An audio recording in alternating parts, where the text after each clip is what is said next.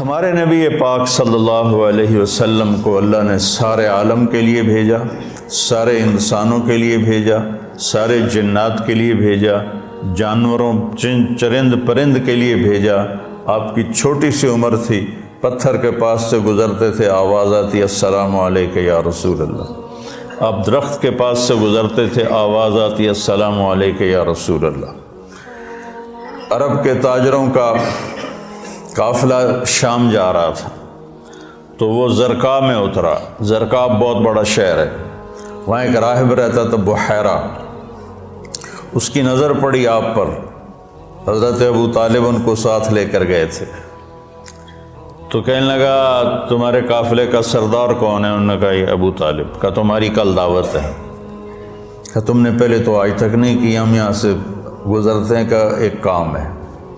اگلے دن اس نے درخت کے نیچے سب بیٹھ گئے، کھانے کا انتظام۔ اس نے ایسے طائرانہ نظر ڈالی تو آپ نظر نہیں آئے۔ کہنے لگا سارے موجود ہیں؟ کہا نہیں، ایک بچہ ہے وہ اونٹ چرانے گیا ہوا ہے۔ تو کہنے لگا اسی کی خاطر تو تنو کھوا رہے نے، تو تنو کہیں پوچھنا ہے، بلاؤ اسے۔ اب آپ کو بلایا گیا۔ جیسے اب یہ ہال بھر جائے تو برآمدے میں سامعین بیٹھ جائیں گے، تو آپ تشریف لائے تو چھاؤں ساری لوگوں نے بیٹھ کے کور کر دی تھی، تو دھوپ تھی، تو آپ نے پہلے یوں ایسے کر کے دیکھا تو چھاؤں بیٹھنے کی جگہ نہیں تھی، آپ دھوپ میں بیٹھ گئے۔ جو ہی آپ دھوپ میں بیٹھے، چند شاخوں نے تیزی سے اوپر آ کر آپ پہ سایہ کر لیا۔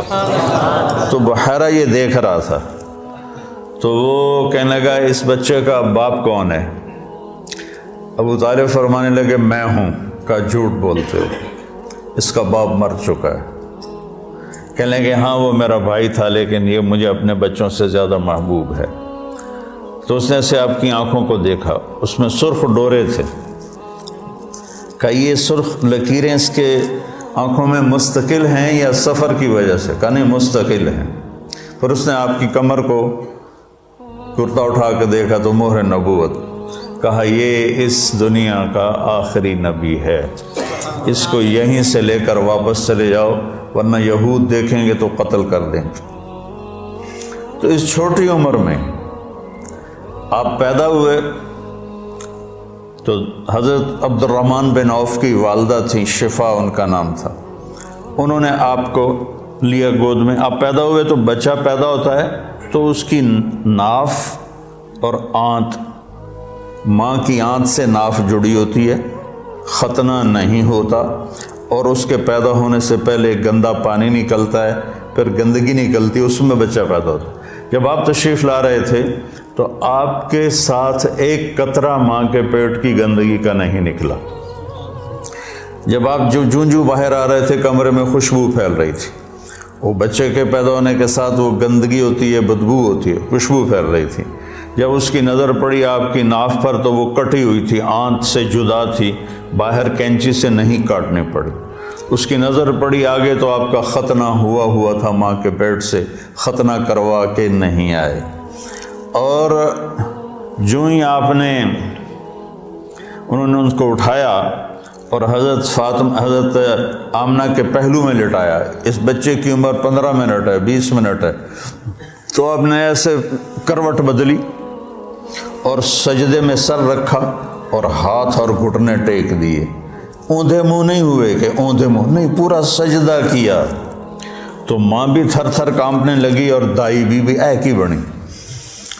تو آپ نے لمبا سجدہ کر کے ایسے دونوں ہاتھوں پر اپنی چھاتی کو اٹھایا، آسمان کو دیکھا، سیدھے ہاتھ کو اوپر کیا اور شہادت کی انگلی کو ایسے کیا تو پوری چہار طرف نور ہی نور پھیل گیا۔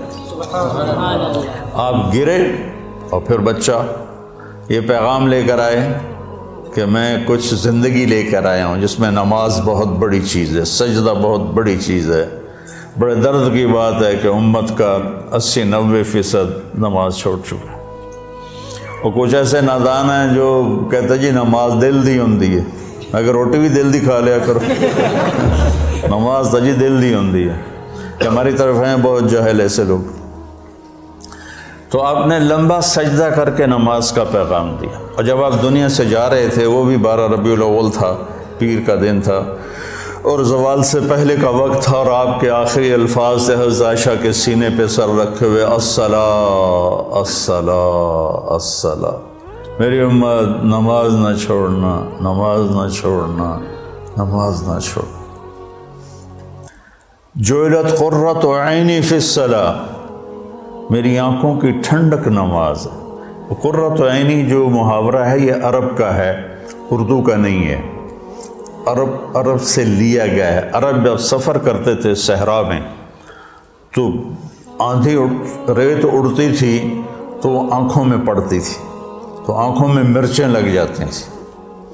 اونٹ کی تو ڈبل ہوتی ہیں پلکیں، تو ویسے پلکوں میں پلکیں گھسا لیتا ہے، ریت کا ذرہ اندر نہیں جاتا، لیکن جس نے اونٹ کو چلانا ہے اس کو تو کچھ نظر آنا چاہیے، تو وہ اوپر کپڑا تو ڈالتا ہے، دیکھتا بھی ہے، آنکھیں میں مرچیں پڑتی ہیں، اسے اچانک ایک درخت نظر آتا ہے، ایک غار نظر آتی ہے، ایک چٹان نظر آتی ہے۔